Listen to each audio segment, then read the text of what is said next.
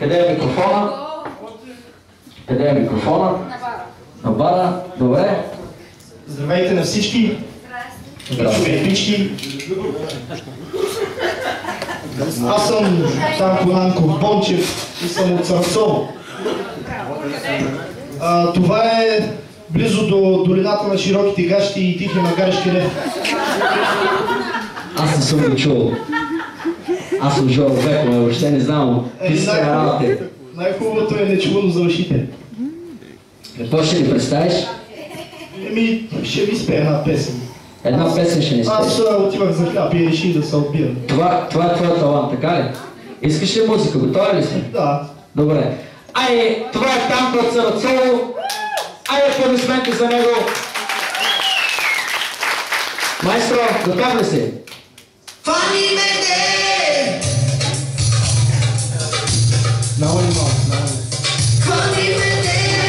Фани ме монека! Събличай ме! Вържай всяка дреха! Фани мене! Събличай ме! Вържай всяка дреха! И лекичка полека ме докосвай ти! Докосвай ме и знай ще почнем да лети!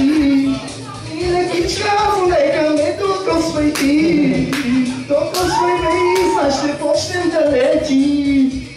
Добре. И само в моите мечти. Така. Искам, имаш три не от нас. Не знам какво ще правиш на следващия кръг. Искам да чуем публиката. Да го пуснем ли? Да или не? Да или не пак? Да! Добре.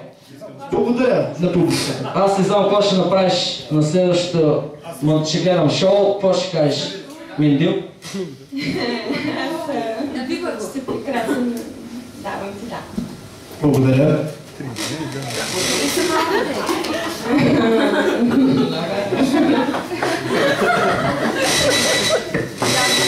Това ще види следващия път, но съм много сигурен да видите така.